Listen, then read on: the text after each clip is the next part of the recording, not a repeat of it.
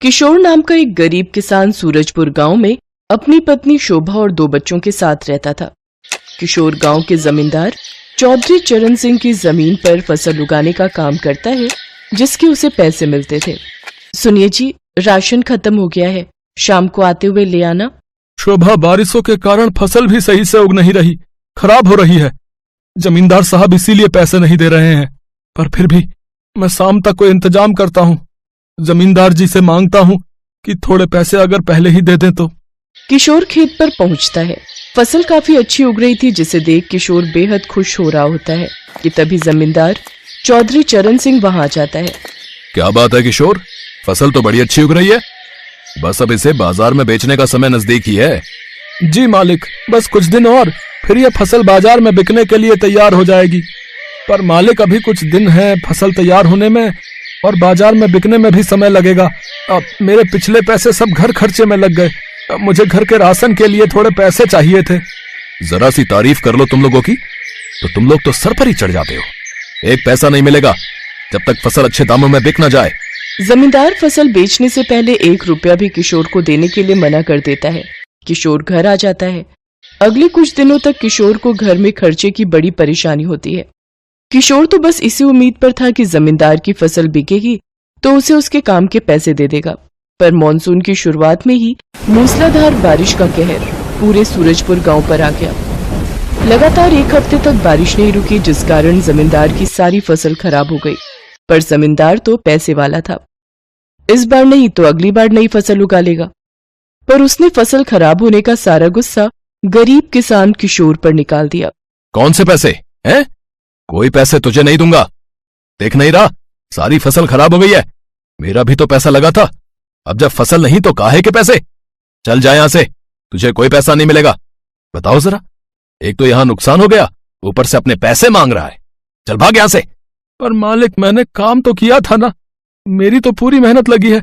मैंने फसल की देखभाल अच्छे से की थी, इसमें मेरी क्या गलती है जब बारिश का कहर फसल पर आ गया? अरे बारिश वक्त से पहले आ गई, मैं तो फसल काटने ही वाला था। मेरे साथ साथ और भी लोगों की फसल खराब हुई है। ऐसा ना करो मालिक, मेरा तो घर इसी काम से चलता है। ऐसे नहीं मानेगा, तुझे अभी अपने नौकरों से कहकर हवेली से बाहर फेंकवाता हूँ। जमींदार के आदमी किशोर को धक्के देकर हवेली से बाहर फेंक देते हैं। किशोर बहुत रोता है, उस रात वो घर भी नहीं जाता। वहीं जमींदार के खेत के पास बैठा हुआ मूसलाधार बारिश में रोता रहता है। तभी शोभा उसे ढूंढती हुई आ जाती है। सुनो जी, कब तक यहाँ बैठे रहोगे? बारिश बहुत तेज है, बीमार पड़ जाओगे। घर चलो, बच्चे भी घर पर अकेले हैं, मैं सुबह से तुम्हारा इंतजार कर रही हूँ। शोभा के कहने पर किशोर घर चला जाता है, पर उसका मन नहीं लग रहा था।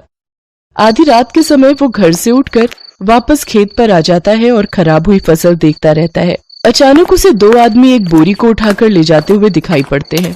आदमी हवेली के पीछे वाले रास्ते से आ रहे थे। किशोर उन्हें रोकता है। कौन हो तुम, और हवेली में ये क्या लेकर जा रहे हो? क्या तुम चोर हो? रुको जरा। अरे छोड़ छोड़ छोड़, मैं कहता हूँ छोड़, वरना तुझे जान से मार देंगे। इस बोरी में क्या है? तुम हवेली में से चोरी करके जा रहे थे, दिखाओ तो जरा, मैं तुम्हें नहीं जाने दूंगा। किशोर उन चोरों के साथ छीना झपटी कर ही रहा था कि तभी हवेली में से चौधरी चरण सिंह की बहू चीखती हुई बाहर आती है। कहाँ गया मेरा बच्चा?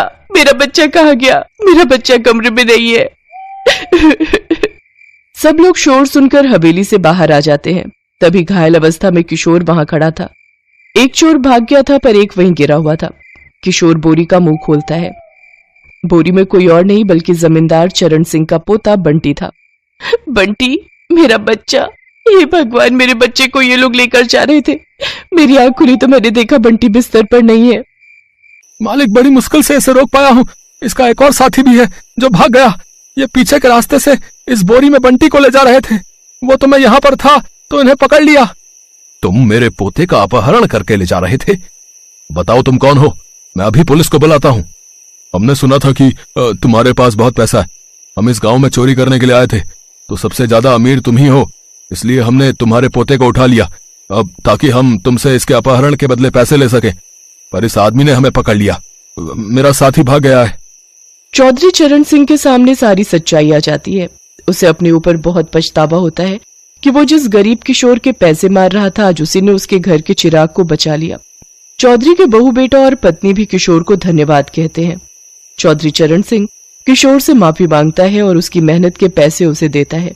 किशोर को अपनी मेहनत के पैसे मिल जाते हैं और वो खुशी खुशी घर लौटता है। अगली फसल तैयार करने के लिए जमींदार किशोर को एडवांस में ही पैसे दे देता है। उसने एक गरीब किसान की मजबूरी को समझा और उस दिन से अपने व्यवहार को बदला।